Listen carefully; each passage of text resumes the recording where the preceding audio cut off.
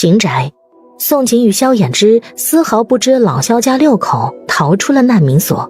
不过武文帝刚下旨没多久，午饭的时候，二人就从秦军口中得知难民所暴乱，独人外逃。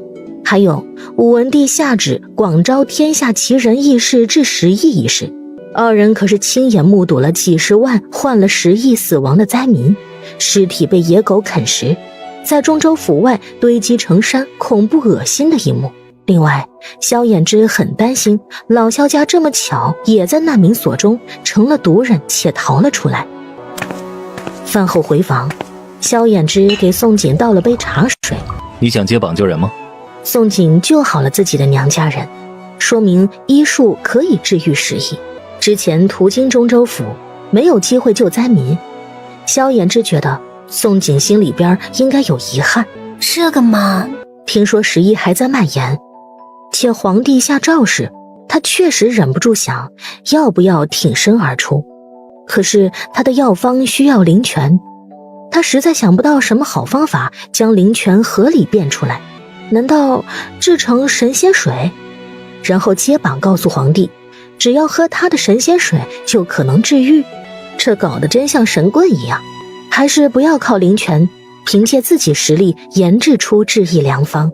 先过完年，看有没有奇人异事接榜再说。那你呢？万一老萧家就在难民所，或者巧合逃出来，你会如何？那一家6口最好别来找我。燕王府，赵红又去了沈玉的沂水楼。沈玉以为赵红要他侍寝，激动坏了，姜红着脸就要伺候赵红脱衣。本王只是过来和你说说话。他的身体可不愿耗死在女人身上，愿意给沈玉一次，对沈玉已经是最大的恩赐了。二人时隔第一次，已经将近半个月。第一次他很痛，都没有体会到那方面的欢愉。这半个月他一直住在沂水楼，一步未出。他一直在等他再次临幸，期待早些怀上他的孩子，早日母凭子贵，做他的侧妃，再做他正妃。王爷想聊些什么？萧衍之夫人的医术是不是很厉害？你对她了解多少？她能不能治10亿？沈玉欢笑，再也装不下去了。这是赵红第2次提宋锦了。本王需要立功，眼下10亿正是一个良机，只要太子被废，本王又救得天下百姓，深得民心，便可以与今日如日中天的陈王相抗衡了。你能否将你了解他的事说给本王听听？赵红虽暂且相信沈玉预言的事，不过他向来不会将宝压在一个人身上，多留一手准备是他一向行事风格，如此才可以万无一失。沈玉听了赵红的解释，总算松了一口气。不过他实在不喜欢提宋锦，更不敢让赵红知道宋锦真的能治10亿。他害怕赵红发现宋锦的优秀。一个男人对一个女人感兴趣，对另一个女人来说可不是什么好事。回王爷，妾身对他其实不算了解，当初妾身带王爷去找他看病，其实是因为以前见过他治疗人肚里生虫的病，他会不会治疗10亿，妾身真不知情。宋锦的医术到底高明到何境界，沈玉是真不知，但是他却知道宋锦能治瘟病，不愿意告诉赵红实情。还有另一个原因，他敢断言宋锦不会帮助赵红，帮助他一起逃荒的赵钱不好吗？王爷，天下奇人异事众多，王爷不妨尝试寻找他人。沈玉觉得前世与今生给萧衍之治好双腿的那个人才是真正的神医。若是找到给萧衍之治腿的神医，不仅能帮助赵红立功，指不定还能治好赵红的先天凶病。赵红听到沈玉2次都拒绝帮他拉拢萧衍之，喝茶动作一顿。他是谁？是在皇宫内倾轧了20年的皇子。要是沈玉这点推诿都听不出来，如何在吃人不吐骨头的皇宫存活下去？既然你也不知情，那这件事便作罢。本王还有事，你且休息。言罢，起身就离去，如来时一般突然。王爷，等沈玉反应过来想留人时，看到的只是赵红冷漠离去的身影，无法帮助自己的女人，赵红向来不想浪费时间在其身上。回到自己寝殿，赵红找来楚风，除夕将本王那套文房四宝送去萧衍之，就说答谢他夫人的救命之恩。萧衍之一定要想办法拉拢，绝不能什么好处都给赵钱先占了。只是他千算万算也没算到，他想送礼拉拢萧衍之，赵钱这边也送年礼给宋锦。赵钱回到陈宫，指着武文帝赏赐的书画珍玩、金银珠宝、糕点名茶，对阿二吩咐道：除夕将这些全送去给萧衍之，就说答谢他夫人的救命之恩。宋锦给他的4大好礼：10发连弩、唐刀、火药、解药、毒药，每一样都价值连城。时至今日，他承诺给他的回报却从未兑现，反而先收了他的份子钱。阿二听到赵钱连宋锦名字都不敢提，越发觉得自己爷变得奇怪，但是他没问什么，听了吩咐，老老实实准备礼物。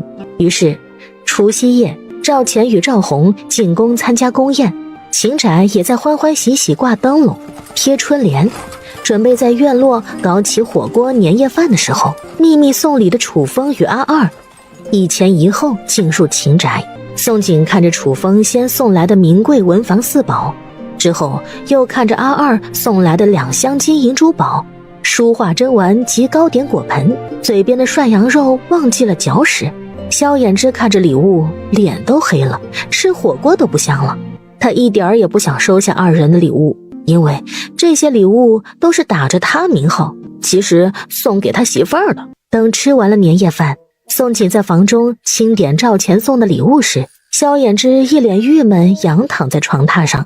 赵钱送来的礼物其实没有一份逾矩的，全是金银珠宝、书画珍玩，但是他不喜欢。阿姐，你过来，我不舒服。怎么了？哪儿疼？萧衍之见宋锦终于紧张他了，拆去自己腰带。哎呀，阿姐，我肚子难受不舒服，你给我看看。宋锦见萧衍之一脸认真死皱眉头的模样，当真信以为真。在萧衍之褪去锦袍与内衫，裸露上身的时候，他伸手去按他的腹部。哪不舒服？这里还是这里？萧衍之眸色渐渐深邃幽深，声音逐渐嘶哑。你按的地方都疼。宋锦又用力按向他阑尾位置，萧衍之倒抽一口冷气，身子一缩，随后实在忍不住连笑出声，还没反应过来，萧衍之大手一带，直接将他圈入怀中，捏他鼻子。我骗你的，谁让你每次见钱就眼开啊？眼里只有钱，没有相公。只是萧衍之好不容易逮着这机会，岂肯放开他，搂着他盈盈一握的蛮腰，翻身而上，将他吻到忘记一切才罢休。翌日，大年初一，宫宴发生了2件大事。第一件大事，当朝太子被废黜，盛宠20多年的荣贵妃赐死。参加宫宴的满朝文武全都懵了，因为正吃着宫宴一片喜庆的时候，武文帝突然命令清军抓了赵祯与荣贵妃。朕皇儿赵钱，乃朕先皇后亲生骨肉，是朕的嫡皇子。先皇后被这该死的奸妃所害，朕也被这奸妃欺骗了20多年，奸妃该死。武文帝一直在找机会恢复赵钱的身份，原本赵钱进宫那日就应该铲除奸妃，但那时赵钱没有立功，在朝堂毫无根基，且大号正值4面楚歌，他不敢冒险，怕逼得邻居正与赵祯铤而走险，谋权篡位。可如今赵钱不仅退了戎人乌军，收复失地，还给大号带来了神兵利器，且朝中有大半官员风向都倒向了赵钱。武文帝有了底气，当然要还赵钱一个清白，废掉太子，给赵钱腾位置，废太子诏书，于大年初一昭告天下，然后全京城轰动了。秦军用信鹰传了消息给老祖宗，转头看向宋锦时，流露的目光全是赞赏。儿媳妇，多谢你提醒。这儿媳妇当真是厉害，不仅会医会生意，如今连占卜都那么厉害，简直料事如神。要不是宋景提醒秦家，估计这次秦家要大出血，栽培的棋子要损失一半。公爹，我和相公有个疑问，狸猫换太子，秦家有份参与吗？这个问题宋景与萧衍之一直想问了，二人可不想秦家才是幕后推手，是赵钱的杀母仇人，更不希望最后因为秦家的关系与赵钱成为死敌。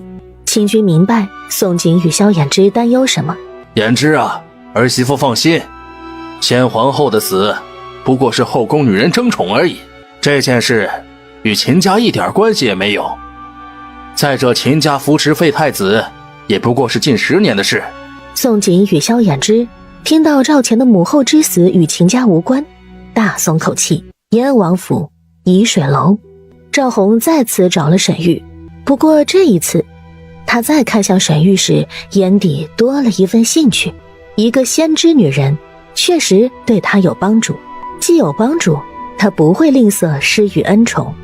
他没有再推开沈玉的触碰，且再次临幸了沈玉，让沈玉体会了真正的欢愉。完事后，赵弘沐浴穿衣。从今以后，你就是本王侧妃，明日就搬去秀云轩，日后有何需求，与楚风说一声即可。一旦怀了本王子嗣，速报本王知晓。他的身体容不得折腾，做一次就要担一次性命危险，用命换来的自然要有价值。沈玉若能这次怀上他子嗣，再好不过。沈玉听到自己被提为侧妃，激动坏了。多谢王爷，妾身一定会注意身子，一定努力为王爷开枝散叶。她成为赵弘女人后，可不是什么也没做，至少她打听清楚了，赵弘有2个侍妾，但那2个侍妾从来没有被临幸过，赵弘更没有子嗣。一旦她幸运怀上赵弘的子嗣，那她的孩子将会是燕王府的第1个小王子，她从此就能够母凭子贵。若是将来助着赵弘夺得皇位，那她就算不能成为皇后，也一定是皇贵妃。今日太子被废一事，你应该知道了吧？本王就明说了，你将你所预知会发生的事，一字不落，全告诉本王。妾身早就为王爷写下来了，以后若还有什么御事，妾身一定会告知王爷。当赵弘接过沈玉递来的纸张，随后得知哪日西北降雨，哪日戎人与敌人同时来犯，武文帝哪年哪月哪日薨逝，大大小小的事几十件，他简直激动坏了。不过他记得自己的病，不宜兴奋。好，爱妃辛苦了，日后本王若成就了大业，爱妃就是最大的功臣，本王一定不会忘记爱妃。为王爷做事，妾身一点都不辛苦。沈玉听到赵弘喊他爱妃，开心的快晕了，脸上掩不住的狂喜与羞红。而且他是真的很幸运，1个月后他就发现自己月事未来，再1个月2月初1这天，他就诊出了喜脉，得偿所愿，怀上了赵弘的孩子。恭喜王爷，贺喜王爷，侧妃有喜了。赵弘的随身御医替沈玉诊出喜脉，虽心里暗骂沈玉祸害，不顾燕王生命安危，嘴上却说着恭维的话。楚风听到沈玉怀了赵弘的孩子，惊讶半天才反应过来。恭喜主子，贺喜主子。当初赵弘去临幸沈玉，其实他作为贴身侍卫，哪能不知情？几乎赵弘进入沂水楼1次，他就担忧1次；进入2次，他紧张了2次。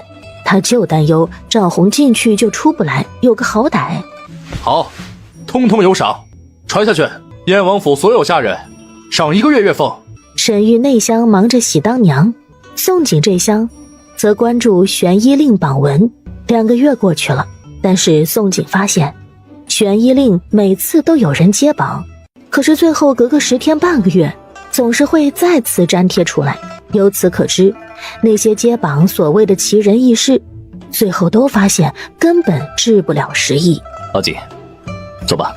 宋景闻言转身，跟着萧衍之再去看科考公告。除了月份不一样外，其实整个流程与乡试相差并不算太大。会试的主考官由皇帝任命总裁，此职通常是翰林院的大儒担任。宋璟陪着萧衍之看完科举告示，就去礼部衙门办符票，因为办理符票要本人亲至，萧衍之又不愿意宋璟陪他辛苦排队，于是命令吃去排队，他则与宋璟去旁边的一家茶楼歇息等待。哎，是萧兄吗？萧衍之与宋璟听到声音诧异回头，见喊住他们的男人竟是厉眼，还有2个舞姬，瞬间吞了一只苍蝇般被恶心到了。萧衍之与宋璟都戴着防疫遮面罩，按理厉眼是认不出来二人的，但眼下的厉眼是看见南安府来的举人老乡是一个也不放过，所有仪式老乡的他都盯着。沈玉给了他1万两银子，最开始他是花了6000两买了一座2进宅子，可是自从沈玉失踪后，他不仅花钱如流水，甚至觉得每日与2个美人在宅子里颠鸾倒凤也不够刺激了，作死进了赌坊。今日的他不仅2进宅子没了，裤衩都快输光了，还能带着2个舞姬，是因为逮着老乡借钱。好歹是亚元老爷，即便中不了状元，中个探花竟是什么是妥妥的，但凡被他借钱的南安府举人，就没有人不借他的。果真是萧兄，萧兄也是来办符票吗？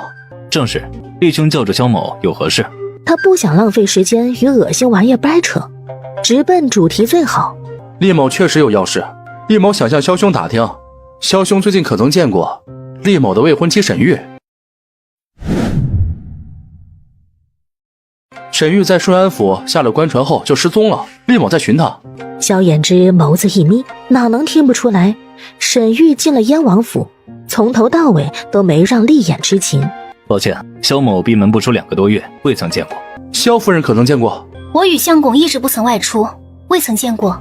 不过从顺安府下官船迄今为止，时长2个半月了吧？亚元老爷的未婚妻失踪，没有去官府报官吗？看来沈玉在燕王府小日子过得不错，连自己栽培的苗子都不要了。厉某不敢报官，女子失踪，即便被找着，名节也毁了，厉某只能私下寻找。厉眼确实没想过报官，不过除了害怕沈玉清白被毁丢他脸面之外，还有另外一个真实原因，那就是沈玉给了他1万两，因为不缺钱，所以沈玉失踪3天他也没有怀疑，甚至还以为沈玉到了京城谋买卖了。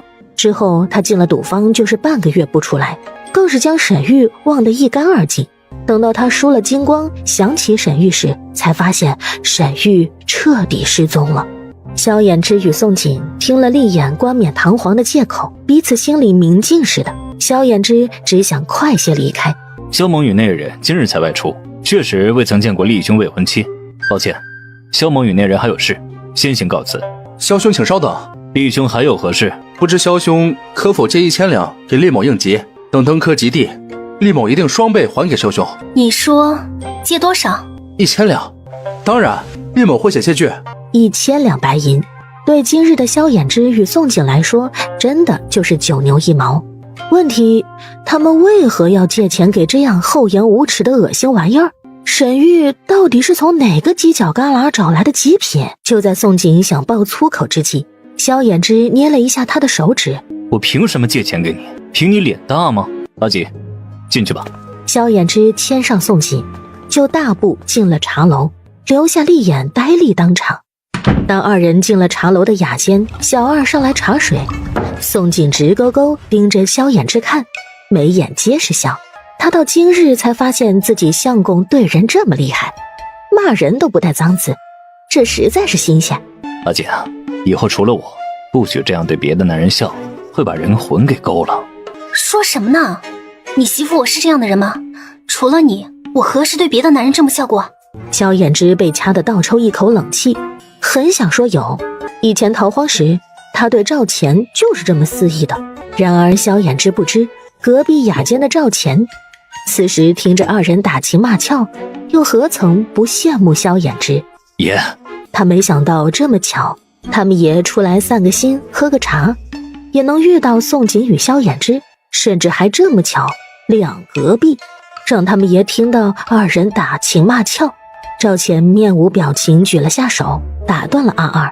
宋锦耳力厉害，若是让他知道他就坐在他身后一墙之隔，这就尴尬了。他已经学会了心静如水，不想再起任何涟漪与妄想了。春寒料峭，2月初8，3年一次的会试终于来临，贡院龙门也终于打开。天色未亮，卯时正刻，贡院外已经人满为患。宋锦、秦军4小家伙也在送考的家眷行列之中。你会冷吗？不会，别担忧，我呀被你养的身子极好。有个神医媳妇，她小身子弱些，卖惨些都没机会。那快进去吧。宋锦听见何彦官敲响铜锣提示进场。好，那你第3天来接我。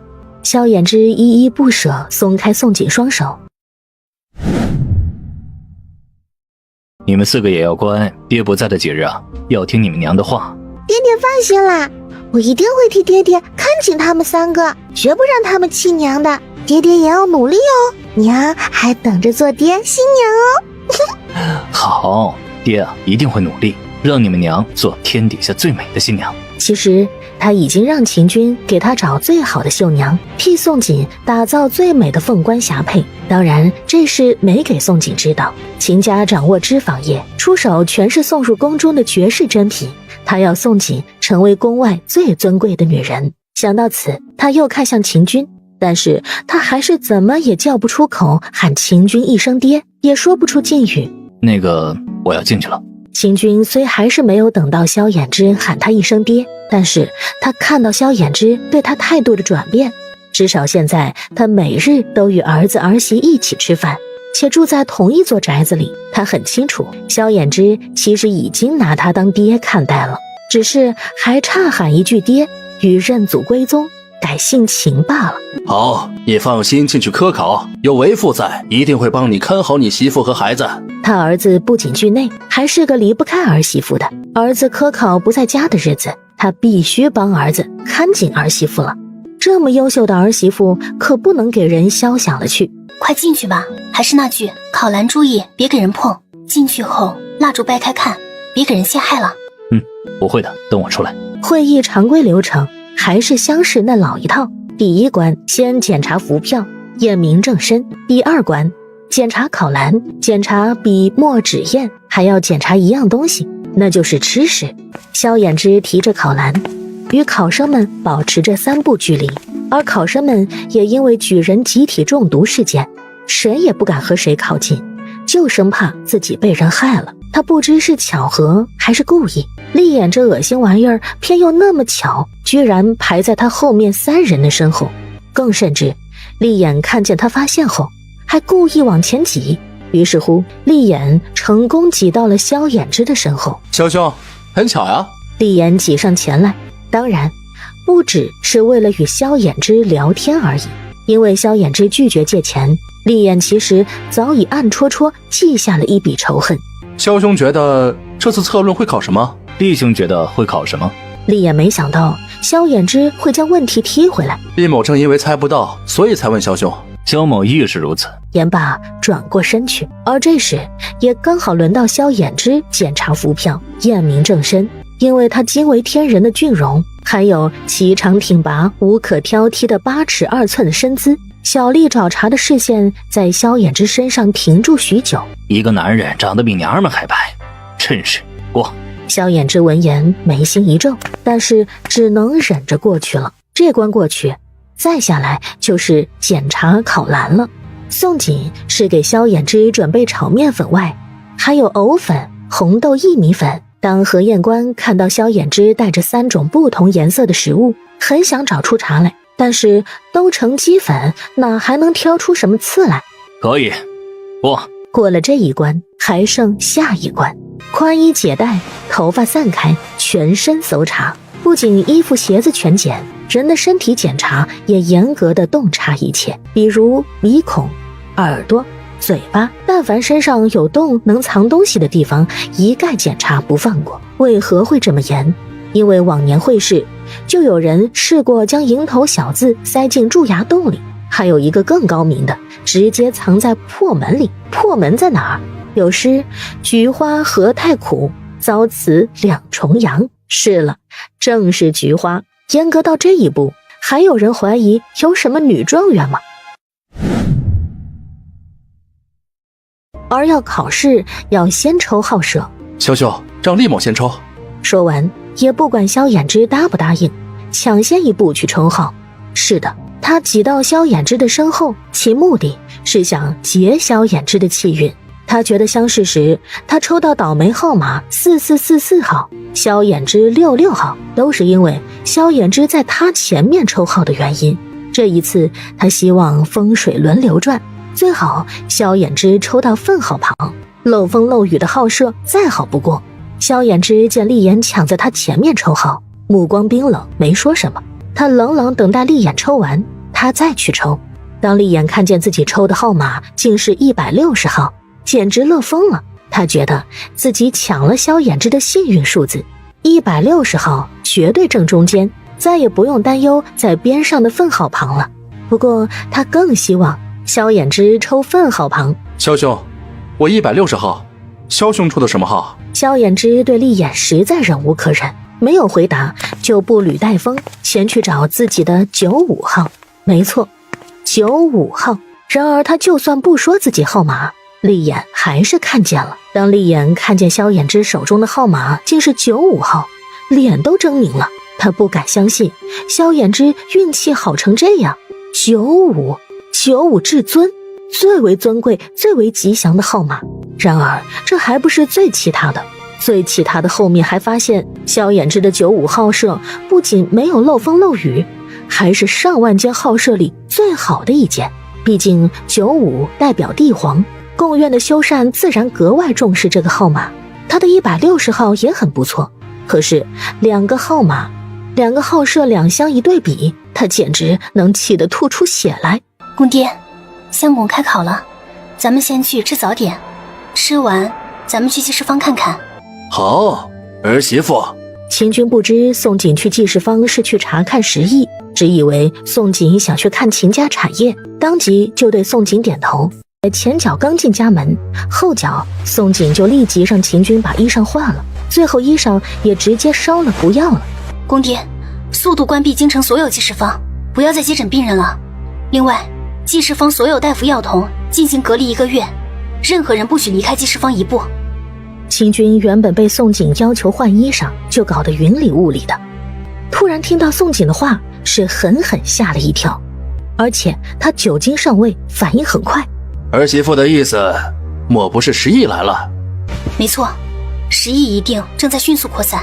公爹，不仅记事坊要全部关闭，秦家京城的所有产业我建议也要全部关闭，而且在产业做事的匠人一律进行隔离，不许外出了。儿媳妇，记事坊避免传染他人还可以关闭，但是其他产业就停不了了。停下来，事情实在太大了，你可能不知道秦家的产业有多大。公爹，我知道。公爹，你先去关闭记事坊，隔离所有人，其他产业的事我有办法。儿媳妇，你有什么办法？巧了，时艺偏巧我能治，不过我与衍之一直未对谁透露过。你说什么？公爹，你没有听错，我就是能治时艺。接下来2日我会关房里做治时艺的药，若是陈王来找我，请他到茶厅等候。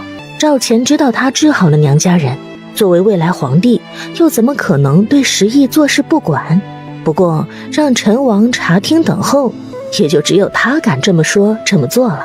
不得不说，宋锦还是很了解赵钱。第2日，不仅京城街道有3个病患突然当街暴毙，就是皇宫也有1个亲军突然吐血身亡了，而且尸体呈黑色。赵钱远远看一眼亲军的尸体，就知道完了。时艺不仅在京城里扩散开来，还传染进宫了。宫中发生时疫，这事实在太严重了，武文帝也害怕了，突然撂下狠话说，谁能找到神医治好时疫，重重有赏。这个赏太有诱惑力了。如今武文帝的其他26个儿子一个个卯足了劲儿想表现，然而武文帝其实是希望赵钱能找到神医，治好时疫，救治百姓，再得民心。如此他才好顺理成章地册封赵钱为太子。他纠结了一天一夜，终究还是决定找宋锦。他本不该来的，因为萧衍之还在贡院参加会试，他来找宋锦委实不妥，指不定会让宋锦以为他心怀不轨，趁人之危。但是时议不能在宫中扩散，百姓也不能拖，所以他还是来了。爷，怎么了？当马车抵达秦宅外边，阿二见赵钱不愿下马车，瞬间懵了。他觉得自己爷这2个月真的是越来越怪了。没什么。赵钱不是不愿下马车，而是犹豫了。他突然觉得自己不应该来。赵钱刚想对阿二说回去，却突然走出宅子，来到马车边，作揖问道：马车内的可是陈王？少夫人前日有交代，若陈王来了，请入茶厅等待。他猜到本王要来。是的。赵钱闻言郁闷了，果然还是他认识的那个宋锦。时议一发生，最先想到的是他需要功名。听吃这意思，宋锦都已经在捣鼓制作治时议的良药了。赵钱最终还是进了秦宅，坐在茶厅等待。阿二、阿三、阿四则一个个瞪大双眼，新奇地看着秦宅的热闹。秦宅的景象实在刺激他们眼睛。只见4小家伙正排着队伍，穿着练功服，围着院落绕圈跑步，一个个像小兵头似的。1、2、1，1、2、1，1、2、3、4。阿二，院里的8人身手不在我们之下。阿三看着院子里的8鬼，面色凝重，撞了一下阿二的胳膊。坐在院落煮酒的男人也不简单。对方明知他是陈王，却不来招待叩见，只让他一人领他进茶厅，让2个双胞胎丫鬟奉上茶点伺候。阿二，你还记得之前请我入内的那个死士说的话吗？不是称宋锦为夫人，而是称为少夫人，这就很奇怪了。难不成院里温茶煮酒的男人是萧衍之的爹？赵钱脑里刚蹦出这个想法，再仔细看秦军时，果然发现秦军的面貌不就是萧衍之50岁的模样？可是不对啊，萧衍之不是泥腿子出身萧家村人吗？什么时候变成了少爷？然而此刻任凭赵钱心里怎么猜，也猜不到萧衍之不仅是千年氏族家的少爷，还是少主。正当赵钱还在猜测萧衍之的身份时，正房的房门突然拉开，宋锦出来了，脸上未施粉黛，简单随意，却不失几分美艳。阿二眼睛都差点瞪直了，亏他以前还嫌弃宋锦丑的辣眼睛，如今看来，宫里那些美人与宋锦一比，简直是庸脂俗粉。赵钱抬眸看着宋锦一步步朝茶厅走来，心思却不在宋锦美貌上，而是在想他接下来该如何与他说话。二人今日的尴尬关系实在是让他不知如何面对宋锦，而这一切也是他自己造成的。距离他7步距离，赵面就对他行了一个万福礼。实在抱歉，让陈王久等了。这2日我都在捣鼓方便药。赵钱见宋锦对自己行礼，很想阻止，但是最后他忍住了。不必多礼，本王也没有等多久。你能不能随本王进宫面圣？如今京中4处爆发时疫，宫中也没能幸免，本朝廷需要你的帮助。可以，我早算到陈王会来。为治百姓，为避免秦家其他产业被时疫祸祸，宋锦原本就想要接榜进宫，而他也算到了赵钱需要这个功劳，一定会来找他。你……赵钱以为宋锦要等明日萧衍之考完第1场后再一起进宫，没料到宋锦答应的这么爽快，当时愣住了。还请陈王稍等片刻，我去做些进宫的准备。等他再出来时，已经换了一身男装，青丝也用布巾扎成了高马尾，发上插了一只木钗，脸上也刻意点了斑点，肩上挂了一个医药箱，摇身一变成了最普通不过的大夫。赵钱惊见宋锦打扮时，顿时懵了，可他转头细想了一下，就猜到宋锦是为了避嫌，为了避免2人传出任何不好的事来。如今他风头正劲，宫中不知有多少眼睛在盯着他看。小半个时辰后，赵钱上了自己马车，宋锦提着医药箱也上了后面一辆自家马车。秦军得知宋锦要去接玄衣令，跟着赵钱进宫。为了自己儿子，他很想出声阻止，可眼下时意迫在眉睫，且他必须相信自己儿媳妇。不仅他要相信，他儿子也要信任宋锦才是。儿媳妇进宫面圣后，需要小心说话与行事。他比较担心宋锦没有见过武文帝，怕他一个妇道人家，一不小心说错话得罪皇帝就糟了。公爹放心，我可能是这世上唯一能治时医的大夫呀，我一定会全虚全尾回来。明日虚宫院接相公。秦军听到宋锦时刻惦记他儿子，总算放心了一些。2辆马车离开秦宅，一前一后朝皇宫方向驶去。真没想到，那男人居然是萧衍之的亲爹，并不难猜。其实想想，以萧衍之容貌，又怎么可能会是寻常泥腿子骨肉？那8个死士用的是何武器？可有留意？没有看见他们武器。10亿的事过后，查下萧衍之的这个爹是何来头，能训死士，且一训就8个，绝不是一般人物。他也不过3个死士，就是武文帝的历任暗影，新晋整个大号也不过100尸人而已。萧衍之这个爹看来很不简单。从萧衍之的爹30年前的相貌方向去查，一定能查出东西。明白。爷，那你对宋锦现在是？赵钱面色一冷，眸光如利刃盯向阿二。就在阿二感觉脖子发凉，以为自己背上又要再加300鞭时，赵钱闭上黑眸，倚靠车厢，声音悠远：看着他一世安好，就是我想法。从今以后，你再别做一些让他误会我的事了。爷，那以后怎么办？一辈子这么长，阿二没敢问出来。还能怎么办？娶不喜欢的女人，强迫自己去做不喜欢做的事啊。从他离开狠黑村，踏入皇宫那一日起，他就没有回头后悔的机会了。以后他只能坐上龙椅，站上权力的顶端，可怜兮兮在皇宫里倾轧一辈子了。这是宋锦穿越到古代第一次见到皇宫，且进入皇宫半天游。一路上赵钱所经之处，宫中侍卫、太监、宫女遇见全都纷纷避让叩拜。按理武文帝赐了御辇，他只要一声令下就不需要走路。可是这一辈子恐怕就难得这么一次陪宋锦走一回了，所以他没有宣御辇，而是默默走在前面，甚至刻意放慢了脚步，努力与宋锦保持着3步的距离。路上2人无话，气氛有些压抑。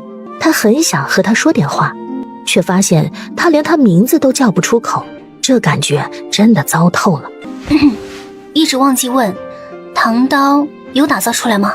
赵钱没想到宋锦居然愿意主动与他说话，猝不及防，眼皮跳了一下。只打造出1把，其他不明原因全失败。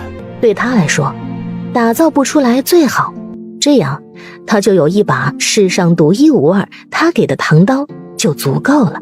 打造不出无所谓，容忍乌军3到5年都恢复不了元气，不会再来犯，而且有10发连弩已足够。当然烟毒火球你愿意帮忙的话，可以再帮忙做一些也可以。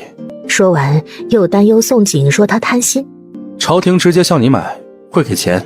宋锦可是知道剧情的。唐刀可以的话，最好要打造出来，容忍乌军士走了，敌人却也可能会来。之前一战已经暴露了所有筹码，下次一战敌人就不会站着让打了，搞不好会搞突袭近战，所以不管是近战远战，兵器都同样重要。宋锦从袖兜里将自己的火铳另一半设计图递给赵钱。我有件事需要陈王帮忙，麻烦陈王帮我把这个打造出来，回去后我就研究唐刀锻造工序，应该是哪个环节出现了问题。赵钱听到自己越劝，宋锦反而越是固执要打造唐刀，心里边郁闷极了。他是真不想再打造唐刀，有1把就足够了。但想到宋锦的话也不是没有道理，走了西北邻居容人乌军，同样还有北方邻居敌人。行，那唐刀一事就辛苦你了。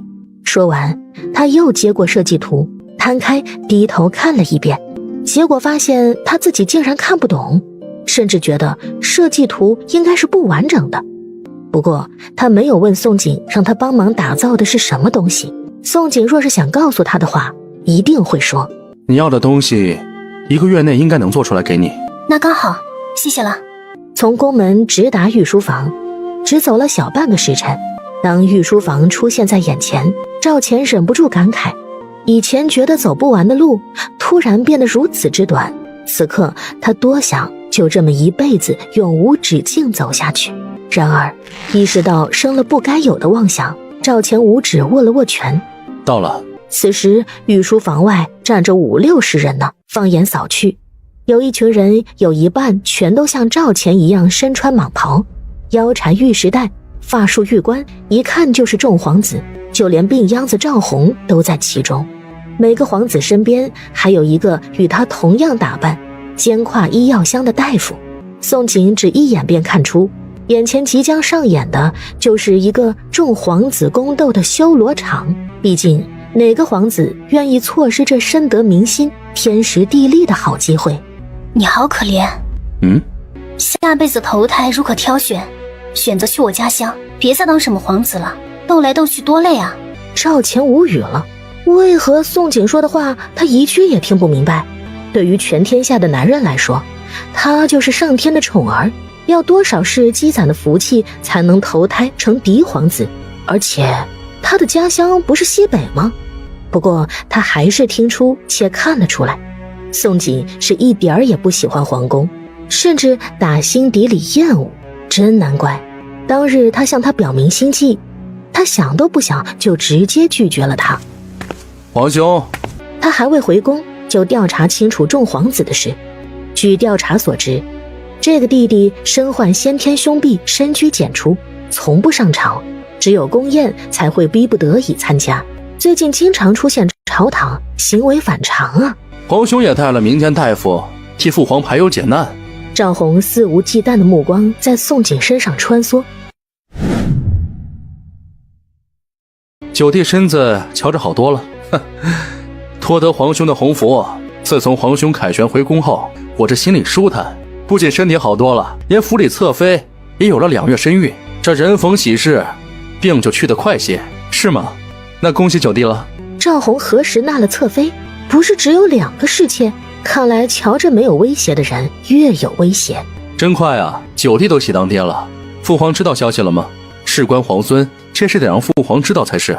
嗨，还不知男女呢，等快生了再告诉父皇吧。皇兄呢？何时议亲啊？赵钱没想到这个问题，赵弘会无意中当着身后的宋景面问出来。哼，不急，来日方长，况且才回宫没多久，等适应段时日再说。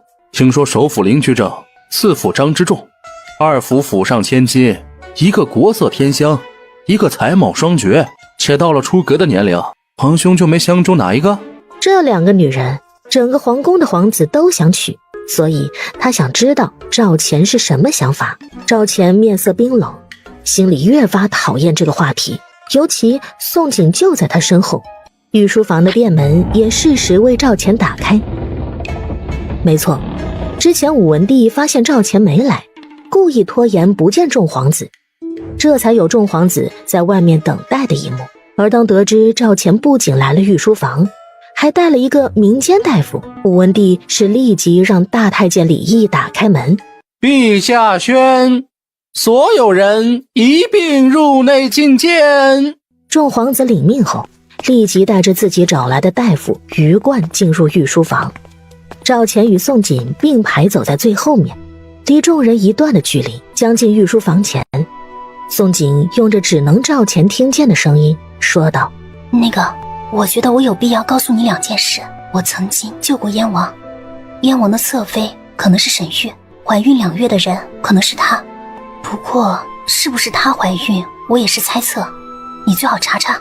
之前他听到赵弘与赵钱说话时，赵弘茶里茶气的，就觉得赵弘是个城府深的。你说谁？赵钱忽然听沈玉这个名字，猝不及防，脚下险些一个趔趄，吓得不轻。你没听错，就是沈玉，当初我与他一起救的燕王。进入御书房，这是宋锦第一次面圣，说他没有一点压力都是骗人的。毕竟自古帝王一言不合就会砍人脑袋，但他想到自己给大号带来那么多好处，且有赵钱罩着，又定了心神。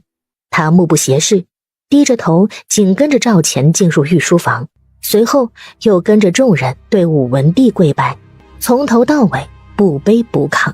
相比其他双腿都在打摆的大夫，他显得沉稳大气。胆大包天。不出意料，他第一个吸引了武文帝的注意。王儿，这位是你找来的民间大夫？正是，父王的卡血也是他制出的药丸治好的。年前武文帝被灾难气得卡血，整个宫中的御医都束手无策。后来是赵钱带回来一瓶卡血药，武文帝吃完后就神奇痊愈了。当时所有人都没有把这件事放在心上，哪怕是武文帝自己也没有想过打听做出卡血药的神医。没想到治好朕卡血的神医竟这么年轻，神医叫什么？赵钱顿时被问住了，他没有想过女扮男装的宋锦应该叫什么好。回陛下，草民宋清舟，神医二字，草民愧不敢当。好，你有此医术却如此自谦，甚是难得呀。朕且问你，你能不能医治当下的瘟病？回陛下，草民能治，且草民曾治愈过9人，这是陈王清楚。在场有20多个大夫，也有20多个皇子想抢功劳，他自然当仁不让了。先不说10亿一天都不能拖，就是赵钱要当太子，他也要再趁势推一把，绝不给其他皇子机会。他说的可是真的？他说的句句属实，他确实治愈了9人，儿臣亲眼见证。具体事情回头儿臣与父皇私下细说。至今赵钱还没有暴露自己逃荒的事。为了萧家村人200多条人命，他住在狠黑村的所有痕迹都抹除得干干净净。宋锦不管自己之前那番话会不会把其他皇子气死。陛下，草民虽能治瘟病，但需要陛下配合草民以下几点才能进行，否则一切徒劳。你且说说，需要朕如何配合？第一，草民需要陛下立即下旨，整个京城所有人居家不准外出7天，只要饿不死，就全部在家老实待着，不与他人接触，如此可切断瘟病扩散。第二，当宋锦的声音停下，才发现御书房一片死静，50-60道视线全落在他一个人脸上，包括赵钱与赵红。赵钱震惊于宋锦的突然，他以为宋锦会献出治疫良方，没想到宋锦不仅要参与治疗，药方似乎不愿意交出来，还要主导一切的意思。赵红则震惊于赵钱居然能找到这么一个良才，他想不明白为何所有好事都给赵钱一个人占了。先不管这良才能不能治好10亿，但是从条理清晰1、2、3、4、5点就知道眼前的人深有谋略，这样的人留在赵钱身边无异于如虎添翼。若是能治好10亿，赵钱岂不是又因此获得大功一件，甚至深得民心？太子储君一位岂不是非赵钱莫属了？你不愿意将治疫良方交给朝廷？宋锦早料到武文帝会有此疑问，这也是当初他迟迟没有接皇榜的原因。灵权让他怎么交出去？这不是没有办法吗？回陛下，草民确实不愿意，因为此方是草民先师所传，草民发过毒誓，若将此方传出去，生生世世不得好死，请陛下恕罪。草民愿意救天下苍生，但也不能违背誓言。草民是看到陈王有心怀天下之心，又不忍百姓受此苦难，才答应进宫。这话就差明说，要不是看在陈王成妖的份上，我连皇宫都不进，别说药方了，让我出手救百姓都别想。你这个皇帝这么能耐，可以找别人救去啊。宋锦不可谓不胆大，或者说在挑衅皇威了。帝王想要的东西管你什么先师，可武文帝明知宋锦在挑衅他的皇威，却不敢抢。宋锦的药治好了他的卡血，冲着这大功一件，他都该赏赐宋锦泼天富贵。再者，宋锦是他最看好的儿子赵钱带来的人，若是用皇权压人明抢了，岂不是打他儿子脸吗？武文帝看了看宋锦，又看了看一言不发的赵钱，思来想去，药方子要不要都无所谓了。只只要宋锦以他儿子名义治好石毅，宋锦是他儿子的人，结果其实都一样。念在你对你先师忠义，又有悬壶济世之心，朕也不好夺你治义良方。传朕旨意，赐封陈王为后军左都督，掌后军兵马，遥领13府，全权协助宋秦州治义。这圣旨下来，不仅是答应了宋锦的所有条件，而且还赐了军权给赵钱。陛下圣明，吾皇万岁。多谢父皇，儿臣一定不负重托。赵钱与宋锦很有默契。武文帝话音刚落，二人如约好了般，立即并排对武文帝下跪。这圣旨不仅下得突然，连接旨的人也答复得快，以致赵弘等众皇子反应过来。宋锦不仅得了治义的全权，赵钱还莫名其妙被赐封为后军左都督，当场气得想吐血。13皇子靖王忍无可忍，跳了出来。父皇，这姓宋的三言两语说他能治文病，父皇不应该先验证一下他的实力吗？万一他浪得虚名呢？父皇，儿臣们全都带了民间大夫来，这些大夫都是民间传为神医的存在，或许他们也能治文病呢。赵弘也很想掌兵马立大功，不过有这么多蠢货急着跳出去，他自然没有跳出去的必要。眼皮抬了一下，他给了两皇子背后一刀。13弟、七哥，我们最终目的都是为替父皇分忧。皇兄找到的宋大夫，若能救天下百姓于水火，岂非更好？晋王与宣王做梦也没想到，隐形人赵弘会突然说话，而且一张口就背后给了他们一刀。果不其然，武文帝瞬间脸都黑了。给朕滚出去！不多时，两个皇子被请了出去不止，带来的大夫也被轰出宫。其他皇子见这一幕，全都心里恨死了宋锦与赵钱，可是没人敢表露出来。宋秦州，你拿出一些其他大夫都没有的实力，让所有人长长见识。武文帝是相信赵钱的，否则他不会下旨让宋锦去主导治疗石毅，毕竟这是国之大事。陛下，草民有一个利国利民的想法，准备献给朝廷。宋锦将医药箱打开，拿出10几个白色瓷瓶，逐一摆在地上。瓷瓶内装的称之为方便药，经过草民特殊手法炮制而成的药丸，有退热的，有治风寒风热，有止咳的，有清热解毒的，活血化瘀的，疏肝理气的，有防食疫的。半晌，20多个大夫总算是听明白了，也明白了自己与宋锦无比之处，顿时一个个羞愧的想找个地洞钻进去。他们之中有许多岁数大的都可以做宋锦爷爷，可是他们这刻却都觉得自己远不如宋锦。就连赵弘带来的大夫也汗颜站出来说道：宋大夫果然了得，炮制之法相信大家都会，可是老夫行医20年，却从未想过做成方便药。宋大夫心细如尘，老夫自愧不如，老夫佩服啊。先不说宋锦能不能治瘟疫，单单一个巧妙心思就给他们狠狠敲了一重锤。老3、老5、老6、老9，你们可还有什么异议？儿臣不敢。传旨下去，此次治疫由陈王统领后军，太医院所有御医共同配合协助宋秦州。若有谁敢非议，滋事捣乱，陈王可先斩后奏。尽管赵弘与众皇子心里此刻百般不愿，但仍纷纷跪了下去，齐声喊道：吾皇万岁万岁万万岁万万岁！赵弘回到王府后，直接去了沈玉的秀云阁，脸色阴郁的可怕。王爷，怎么了？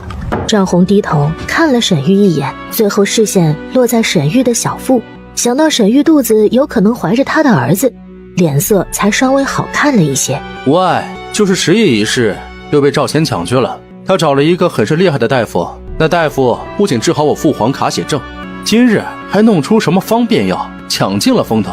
赵钱因此被赐封为后军左都督。自从沈玉将所有预知的事告诉了赵弘以后，赵弘对沈玉也没有隐瞒他的野心。此时的沈玉可以说得上深得赵弘信任与专宠。赵钱本就是真命天子，注定了天生有如神助。赵弘想逆天行事，注定万般艰难，这点他早就算到了。陈王找的大夫是什么人？是男是女？男人，此人面生毫无惧色，胆识过人，恐会成为本王绊脚石啊。男人叫什么名字？他还以为赵红会说是女人，因为赵钱要治10亿，除了宋锦不可能找其他人。那个宋青州怎么了？哪里不对？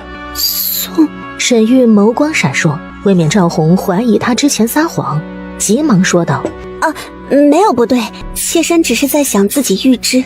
他就知道赵钱一定会找宋锦治疗10亿，这宋青州绝对是宋锦女扮男装。妾身预知里确实没有此人存在，真是奇怪，按理如此大件事一定会提示的。赵红丝毫不知道沈玉为了阻止他接触宋锦，不仅对他撒了谎，还坏他事。眼下再说这话再无意义，既然此人会成为本王绊脚石，本王除了便是。本王绝不能让赵钱成功长兵马。王爷想……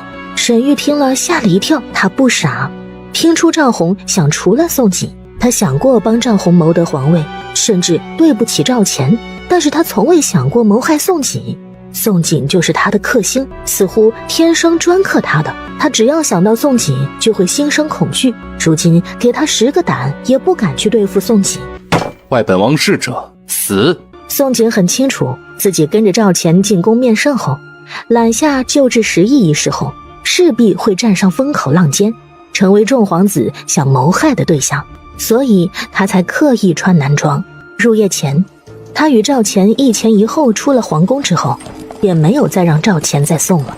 然而宋锦的马车刚驶出皇城范围，进入外城街巷的时候，不多时，街巷两边建筑的屋顶上就有数十个黑衣人如蝙蝠一般飞檐走壁，齐齐向马车方向追来。少主夫人果然料事如神。宋锦挑开轩窗帘子往外看一眼，果然发现有人想要自己死，把人带去护城河。果然不要与皇宫扯上关系好啊！这不，才进宫就不得安宁了，回个家还要经历一场生死刺激。护城河畔，宋锦扫视眼前围了马车一圈的40-50蒙面黑衣人。你们4个解决得掉这些碍眼的玩意儿吗？需要留活口吗？不留活口应该没问题，留活口需要点时间。宋锦闻言挑了下眉，随后变戏法似的，先给4人分发1粒解毒丸，自己先吞了1颗后，我着急回家了，没时间陪他们玩。你们把这个吃了，我会让你们欣赏一回烟花秀。说完，手中又多了一个钱袋。前2日在空间制方便药，为防万一，他还捣鼓出新玩意儿，正好拿这些送上门的倒霉蛋试试威力。当蒙面黑衣人都冷笑看着宋锦死到临头还给人发糖吃，甚至将钱袋拿出来掏啊掏，差点没笑死。但是下一瞬他们就笑不出来了，因为宋锦掏出数颗鲜黄色的珠球，而且没等他们反应过来，珠球向他们脚下弹了过来，而且他们都还没有看清脚边的珠球是什么鬼东西，砰砰砰就炸开了。不多时，黑衣人约好了一般，一个个轮流倒地。行了，记得留2个活口交给陈王。对于向来想要自己命的敌人，宋锦从不手软。4鬼看着倒了一圈的黑衣人，一个个嘴巴张大的忘记了要怎么合上。他们从来都不知道少主夫人制造暗器与使毒这么厉害的。这是什么暗器？丢下就能炸开？那些黑衣人在暗器面前简直就像纸糊的一样，这要是给他们以后用，岂不是所向无敌？半个时辰后，2个活口送到了赵钱手里。赵钱得知宋锦被40-50黑衣人围杀，吓得脸色都白了。之后听到宋锦使出暗器单方面碾压对方，毫发未伤，才大松口气。要是宋锦出了什么事，不说他自己接受不了，贡院里出来的萧衍之也一定会想杀了他。许是赵钱念叨，贡院内连考2天的萧衍之连打了2个喷嚏，而且这时他还不知外面已经大变样了，且一切还是他的媳妇一手促成的。一日天刚亮，一道圣旨下来，整个京城经济停摆，不仅大街小巷所有商铺关闭，漕运也停了，所有官船靠岸，就是各行各业的匠人与百姓也严令回家，严禁外出7天。终于2月10日酉时，3声鼓鸣之后，贡院龙门大开。当考试宣布结束，萧衍之就脚下生风，迫不及待离开考舍。3天未见媳妇儿了，可想死他了。只是当他与众考生走到贡院大门前，赫然发现外面重兵驻守，甚至设了关卡，连自己的媳妇儿与其他家眷的鬼影子都看不见一个，登时懵了。里面的人全部出来，去指定区域进行隔离，有安排帐篷给你们所有人住。阿二会来贡院这边是赵钱特意安排，目的是为了帮助宋锦单独接走萧衍之。全京城都已封闭，并且重兵控制，为防考生染瘟病，贡院的所有考生都要按规定去帐篷区。为了接到萧衍之，派阿二出面最合适不过。而此时宋锦就在贡院外50米外的马车内等着。不多时，考生们全都看见了告示上写了什么。当得知京城瘟病横行，陈王奉旨致意，一个个全都傻眼了。萧衍之一目十行看完告示，便第一个走出了龙门。其实当他看见众将士戴了遮面巾，自己媳妇儿也不在，他就猜到是瘟病爆发了。不过他猜错了一点，他的媳妇儿可没有忘记他，而且申时一过就来接他了。你走这边，宋锦在那辆马车。阿二见萧衍之出来，立即指着50米外隐晦角落停着的马车，而他后面走出来的厉眼与其他奸商看见他往反方向走去，没有按着关卡走。厉眼不满问道：为何他走那边，我们却要走这边？哪来那么多废话？想抗旨砍脑袋吗？让你们走哪边，你们就给我走哪边。厉眼与奸生们简直气死了，一致觉得阿二就是粗鄙不堪的一介武夫，但是他们可不敢抗旨。如今的陈王在京城可是如雷贯耳，深受皇帝恩宠，给他们10个胆，他们也不敢得罪陈王。除了萧衍之，所有考生只能老老实实排着队，在将士的带领下前往帐篷区。宋锦怎么可能让自己男人去隔离区住帐篷呢？自然回自己家里住舒服呀。阿姐。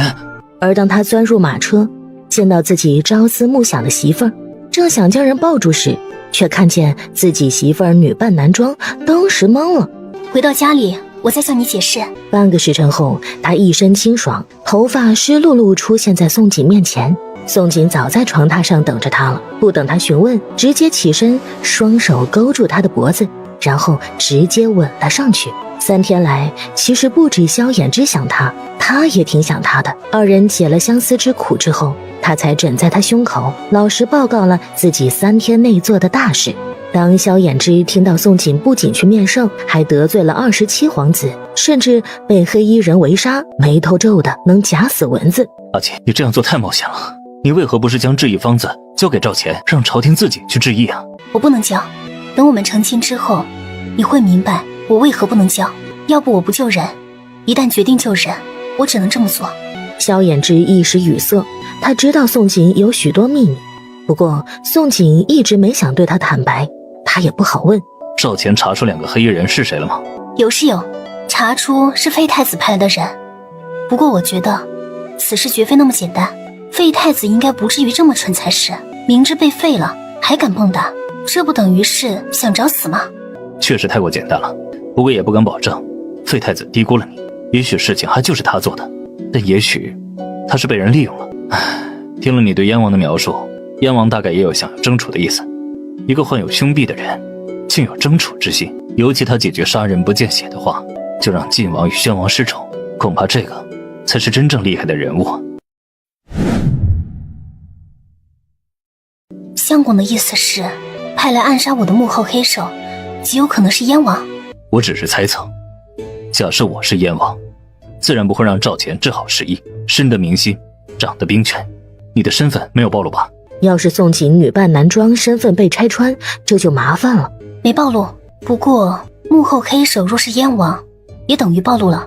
沈玉如今是他的侧妃，甚至怀孕了，搞不好沈玉已经将我的一切告诉他了。沈玉的野心可不小，他可是一直想当皇后。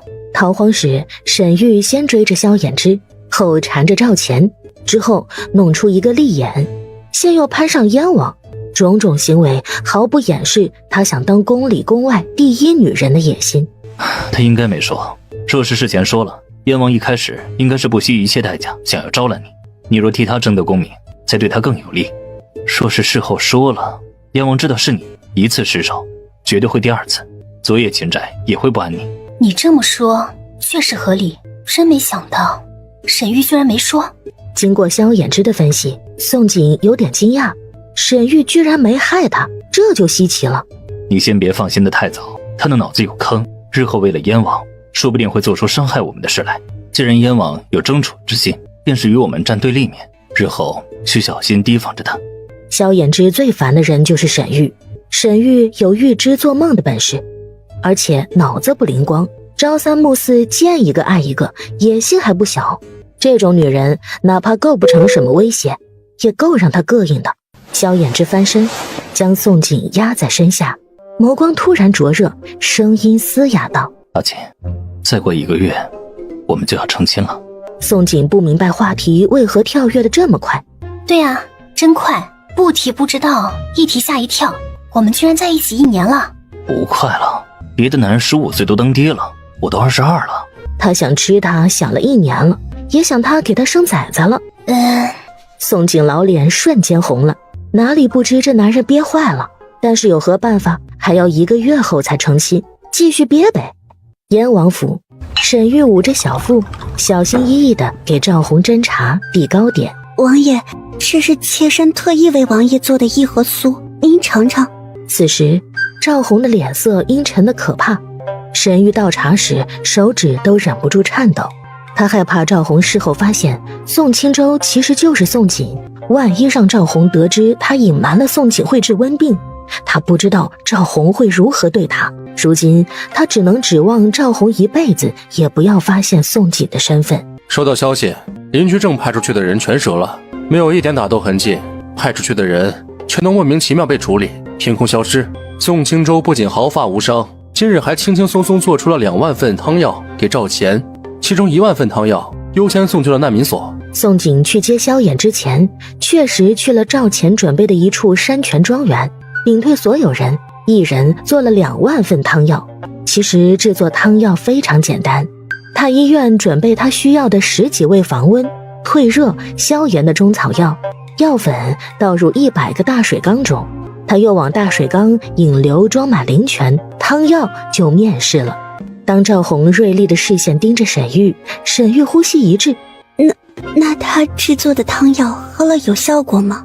有，吐血的染疫者喝下几个时辰后，呼吸顺畅了，情况也明显没有再恶化。瞧那模样，若是继续每日喝下去，势必会痊愈。那王爷还要对付宋清舟吗？宋锦可是逃过荒的，不仅会领兵，又会医术，还有很厉害的毒药。干掉上万流匪时是眼睛都不带眨的。他犹豫要不要劝赵红别去招惹宋锦为妙，别等哪天逼急了宋锦，宋锦拿出箭毒木的毒液，一箭送赵红上西天，恐怕也干得出来。宋锦想杀人，千万种的方法，现在再出手反而引人怀疑，不过弄死了废太子也不算白忙一场。宋锦将萧衍之送到贡院门口，都双双听到10年寒窗苦，何如一拍马这句话。尤其考生经过萧衍之时，一个个还故意对着萧衍之迎出来。宋锦与萧衍之是何许人？2人岂会不知出事了？萧衍之被流言攻坚了。要知道这件事一旦传久了，别人就会捕风捉影，假的也成真了。就算萧衍之有真才实学，也会遭到别人的质疑。阿锦，我进去了。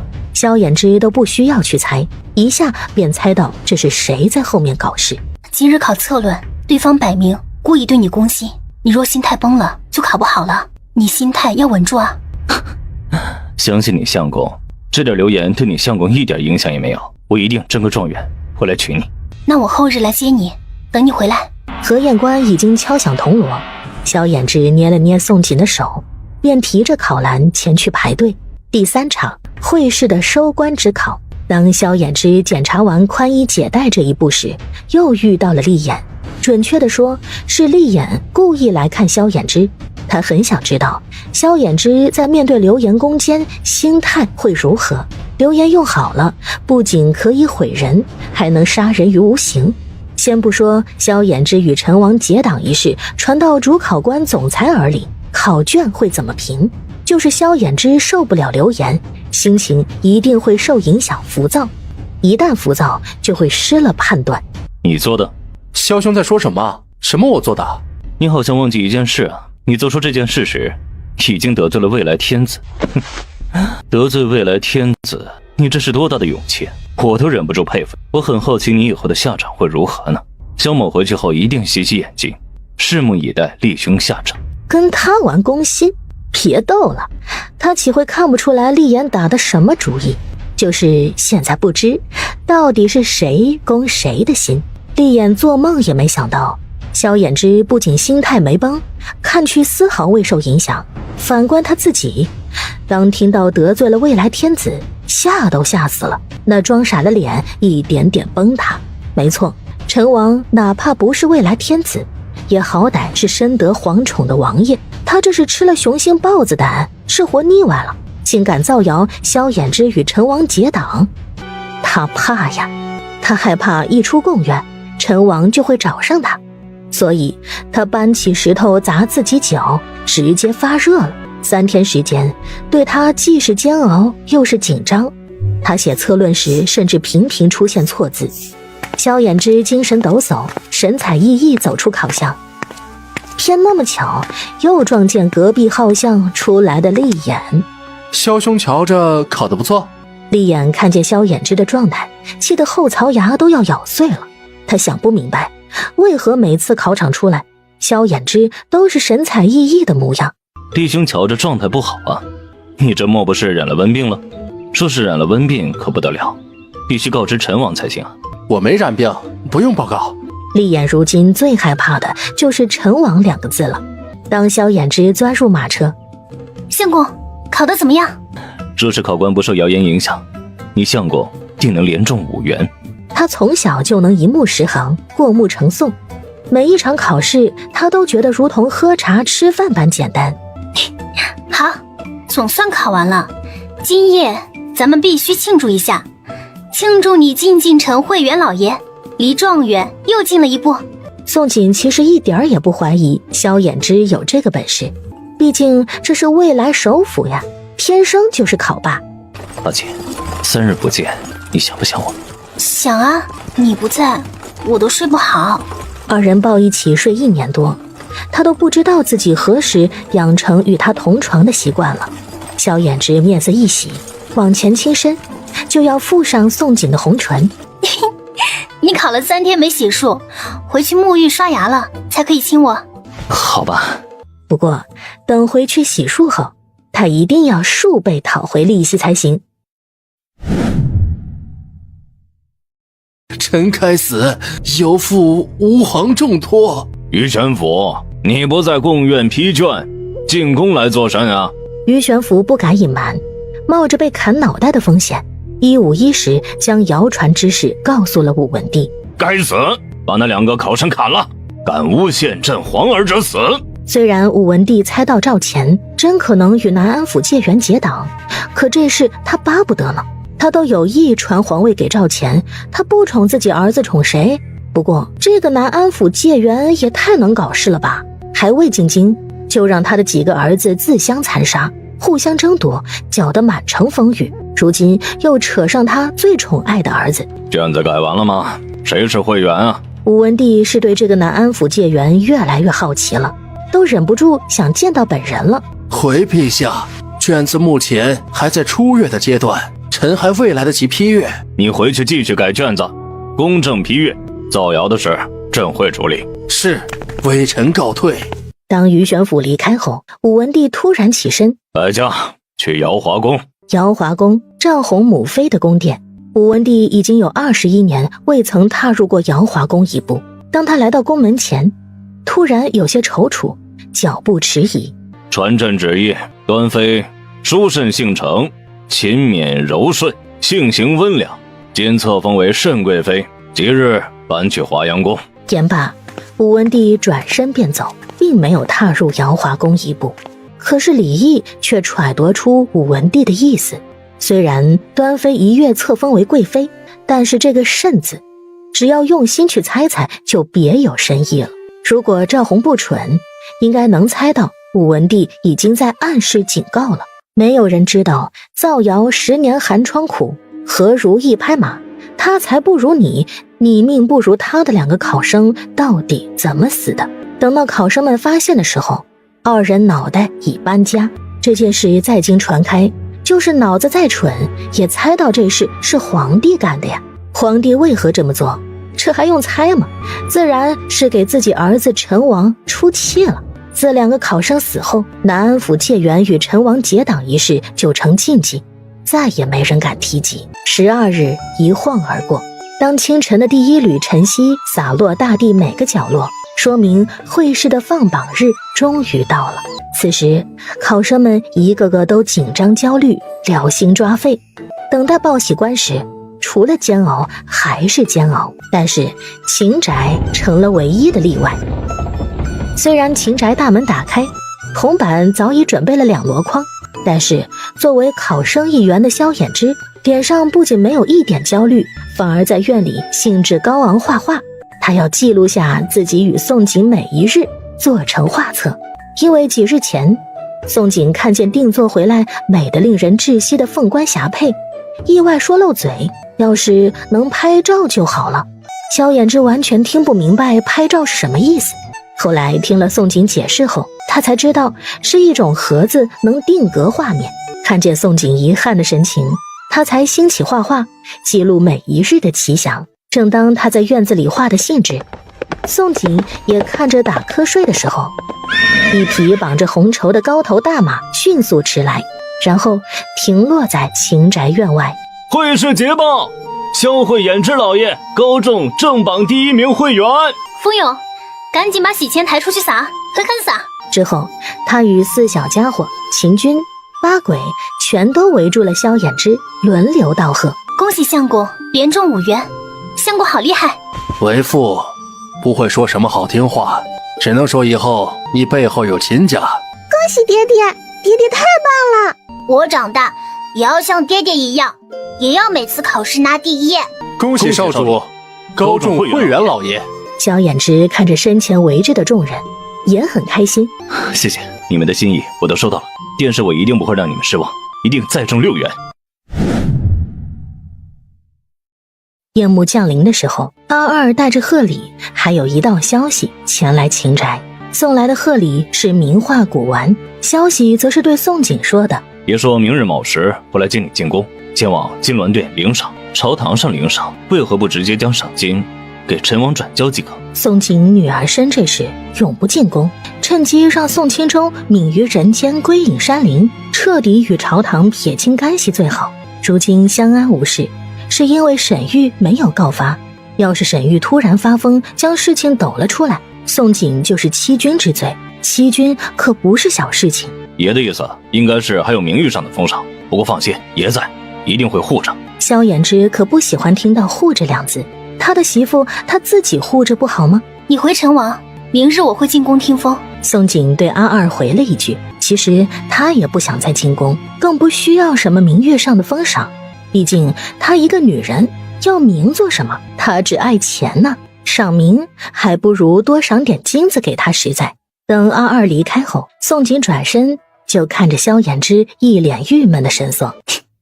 相公放心，我一定会没事的，我还等着做你新娘啊。最后一句对萧衍之果真受用。阿姐，我不希望你与朝堂牵扯，这次事情结束后，以后别再用宋钦州这个身份了。他发现自己媳妇身上秘密太多了，他都忍不住替她担惊受怕。一日，金銮殿殿外等候多时的宋锦听到武文帝宣谏，屏息静气，目不斜视，跟着太监走进王霸之气直扑面门，金碧辉煌闪瞎人眼的金銮殿。此时殿内100多文武官员还有众皇子都齐刷刷转头看他。除了众皇子，满朝文武其实没有一个见过宋锦，但是所有人都知道宋锦医术实在厉害。怎么不厉害呢？困扰大号2年的瘟病，就这么被宋锦一个人轻松治出来的汤药治好了。而且宋景救了几万人，纵观在场围观的各位，哪个有这个能力？草民宋青州叩见陛下，吾皇万岁。平身。吴文帝眼尖瞥见赵钱频频往宋景身上看。宋青州，你救国有功，除了赏金1000两，朕决定赐封你为太医院御医，官居五品，你愿不愿意？吴文帝的话落下，不仅满朝文武全都齐齐倒抽一口冷气，瞬间安静如鸡，就是赵钱也被吓了一跳。宋景同样目瞪口呆，心下骇然，在场所有人全都以为自己听错了，谁也没有想到武文帝会给宋景封官，而且是直接一步登天封五品。五品官，多少官员穷尽一生都未必能爬上的位置，而且历朝历代就没有开过这样的先河。回陛下，草民无心朝堂，草民毕生所愿是走遍天下，学神农尝百草，追求医术上精进，草民实在不适合当官，草民惶恐，望陛下收回成命。父皇，宋大夫确实无心朝堂，他此次出山只是不忍见百姓于苦海，父皇何不如赏赐其他？赵弘初听宋景被赐五品官，垂在袖子内的五指都握成了拳，忽听得赵钱反常阻止宋景为官，又迷惑地眯起双眼。武文帝也弄不明白了，他还以为赵钱想让宋景在朝为官，这才突发奇想，哪知道他似乎会错自己儿子的意思了。陛下，草民打算日后周游天下，悬壶济世，不过草民确实囊中羞涩，草民斗胆，陛下能不能将赏官换成赏金？满朝文武再一次倒抽口气，不要当官，只要钱的，恐怕有史以来宋景是天下第一个。赵钱听了宋景的话，忍不住想扶额，这个女人到底是有多爱钱？他让武文帝改口，其实是想着能不能让武文帝赏赐一座宅子，或者赏赐第一神医的称号。你不要当官，只要赏金。当官后不仅有权，同样还有不少俸禄。回陛下，草民实在不适合朝堂，只想行医天下，还望陛下成全。见此，武文帝不收回成名都不行。传朕旨意，宋青州救国有功，医术精湛，妙手仁心，今赐封号天下第一神医，赏金5000。赏赐总算是合了赵钱与宋景的心意，二人几乎同时暗自松了一口气。不多时，5箱金灿灿的黄金抬到了宋景的面前，宋景顿时眼睛都亮了。5000两黄金等于5万两银，对比今时今日的宋景，一日收入真不多。但不能这么算呀，要知道古代5000两黄金等于原来世界1亿多，1亿少吗？真不少啊。赵钱看着宋景笑得眉眼弯弯的模样，终于忍不住扶额，没敢再看。宋景离开金銮殿后，武文帝又连下了3道诏书。第1道，赐府张之重被册封为1人之下万人之上的内阁首辅。第2道，会试主考官总裁于玄甫也册封为次辅。最后1道也是最惊人一道诏书，因为这是一道立太子诏，前太子已薨，新储君当立。燕王府秀云阁，不知不觉沈玉已经怀孕有3月，她的孕肚异常之大，仅3个月就宛若别人怀孕5个月的模样，明眼人轻松便能看出她一胎怀2娃，甚至可能3娃。此时沈玉抚着小腹，脸上洋溢着母性的光辉，浑然不知赵钱被册封为太子，比他知道的太子册封日整整提前了1年之久，与他所知的前世完全不一样了。等他得知这件事时，已是黑夜。赵弘脸色阴森来到他的秀云阁。我王爷。因为怀孕，沈玉最近嗜睡，等他惊醒却发现赵弘坐在床榻边，背着灯火的俊脸晦暗难明。今日赵钱被立为太子。怎么可能？前次赵祯在年初1被废，事实应验了前世啊。他不敢相信，怎么事情到了赵钱身上就不准了？难不成是因为宋锦帮了赵钱治疫？果然，每次只要扯到宋锦，所有一切都会改变。没有什么不可能，后日就是太子册立大典。沈玉吓得急忙坐起身。怎么可能提前1年？要是提前1年，那他写给赵红那些预言还有什么用？让他觉得最为恐怖的一件事，自从赵红把他带回王府，赵红临幸他后，他就再也没有做过梦了，不管是好梦还是噩梦，再也没有降临过。这是从未发生过的事。